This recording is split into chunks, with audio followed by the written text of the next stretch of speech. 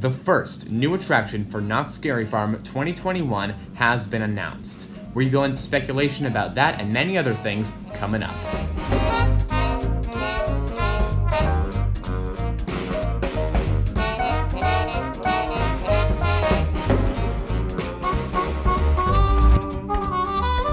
Hello everyone and welcome back to another episode of Entertainment Everything. I think we should start placing bets now on whether my video is going to be Entertainment Everything episode or just another video. I don't even know the criteria for it, but if I did, I wouldn't tell you. Do I have a microphone? Do I not? Who knows? It's called being spontaneous. The Scary Farm gods have blessed us with a brand new scare zone that was teased the week before it was announced. I talked about it on the channel. We got it right. It was a Roaring 20s themed scare zone. Here is the video in case you haven't seen it.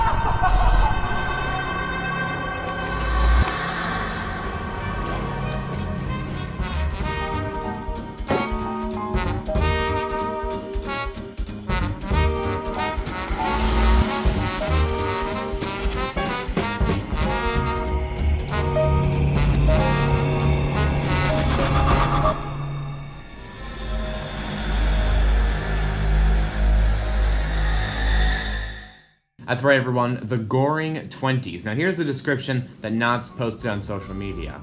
Step back into the dark decadence of a bygone era in the newest scare zone, the Gore-ing 20's. In this fog-filled memory lane, gangsters run illicit hooch for the ghostly revelers as the otherworldly musicians play the music of the damned.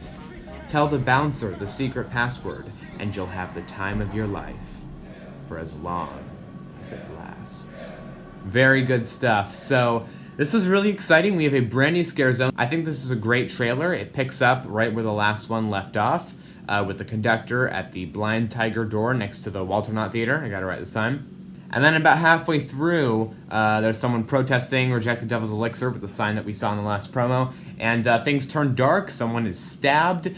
Seems multiple people are stabbed. There's screams. One thing I like to point out is something that's been generally speculated is that, so I'm thinking this is a small area for a scare zone. I'm thinking it's going to go from the train tracks to around the Charleston Circle Fountain. I don't think it'll go past Johnny Rockets. You know, it won't go into Carnival because they'll be right next to each other. So it's going to be a fairly small scare zone. In the past, you know, like with Forsaken Lake, they definitely nailed it a bit more the second year. I hope they do it, I hope the first year is stronger for this one than it has been for like the Hollow or Forsaken Lake in the past, but that's just how those things progress. They figure out what works and what doesn't. So we're gonna have a lot of party reveler characters. You know, when you think 1920s, we'll have a lot of those people. And obviously the 20s was the Prohibition, and so as it says in the description, there will be like gangster type people who are selling alcohol because it was illegal back then. And something interesting is it says, tell the bouncer the secret password. And it clearly shows a bouncer, like, letting people into the Blind Tiger, or just, like, kind of guarding the entrance to the Blind Tiger, which is a speakeasy, which is an illegal bar. All the bars pretty much were illegal back then because of the Prohibition. Alcohol was outlawed. This one takes place. And it seems like, now this could be not literal. I would like to think that it's literal. At Dark Harbor, they had all these bars and whatnot, could Knott be doing something like this? I don't know what's in that room. I know it's an actual room in the park. It's pretty much on the theater. I always thought it was just like maintenance or whatever. Could people actually be going in there? It's a small space, so we don't know what will happen with that. A lot of people have been speculating that people will be able to go in there as like a secret bar, like Queen Mary did at their event for a few years. So it's possible that you will actually be able to go into a bar. I don't know if I'd be able to because I'm not 21, so I wouldn't be able to experience that. Or maybe I would if they sold non-alcoholic drinks. But either way, it would have to have a pretty small capacity. But it'll be pretty cool for the limited few who would be able to do this. I'm interested in how the whole dynamic between Puppet Up and the Scare Zone would work. I mean, normally the line Puppet Up doesn't go past the theater entrance, so it should be all fine. So yeah, not the biggest space in the world. I'd say it's maybe even smaller than... Is it smaller than Forsaken Lake? I don't know. So, as for this little speakeasy that might happen, we'll just have to wait and see. Be a cool interactive experience. I'm actually really going back and forth on this, because part of me is like, they can't do that. It's a really small space, and generally this isn't, I don't think it's really cluing it in, you know, just standing there. I don't think it's, if this was an actual experience, I don't think it would be in the trailer or whatever, but it really could be, so I'm not sure. We'll have to wait and see. So that's really interesting. They're definitely going to have some cool interactive moments, I'm sure.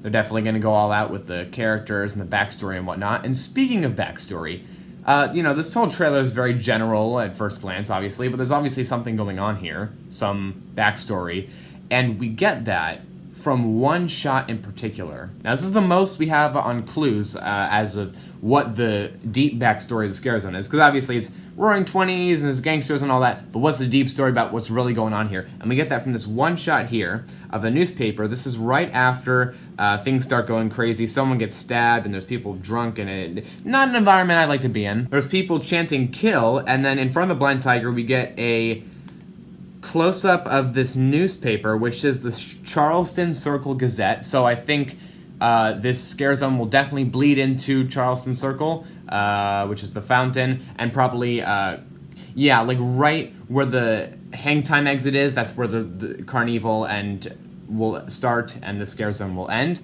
But there's this newspaper, and it says Charleston Circle Gazette.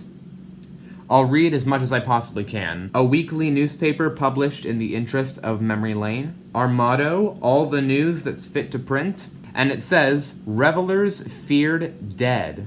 That's a little odd phrasing, revelers feared dead.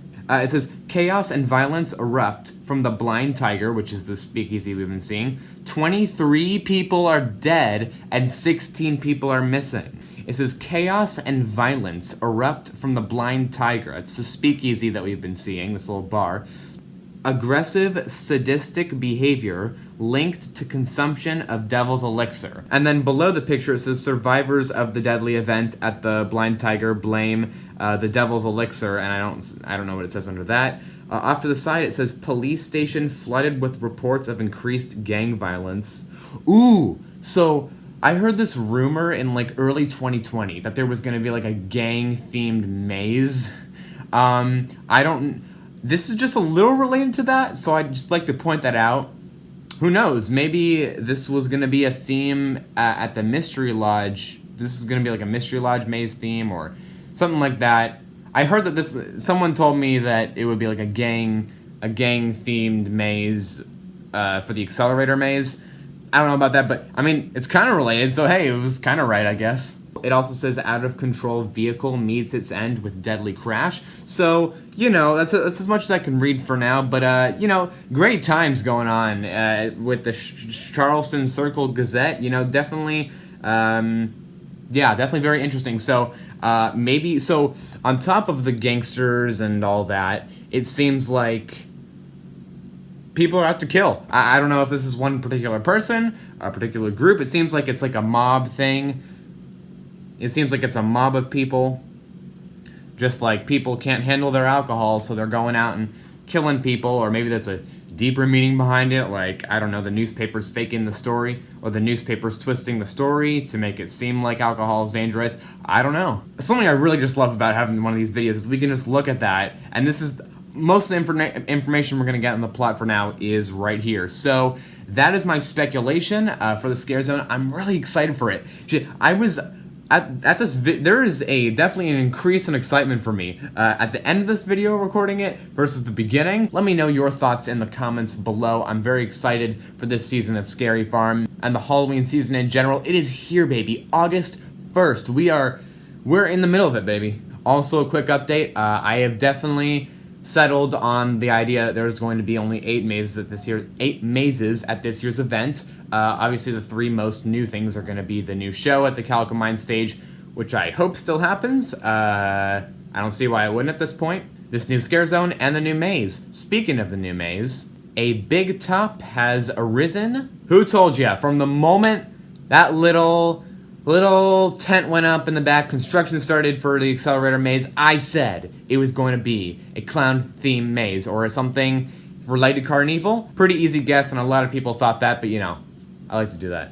So I'm very excited to see what the backstory is going to be for this, like with all the children's Halloween type imagery that we saw in the eyeball area. Really excited for that. Excited to see what new changes are going to be coming to the mazes and what is going to be announced this Thursday.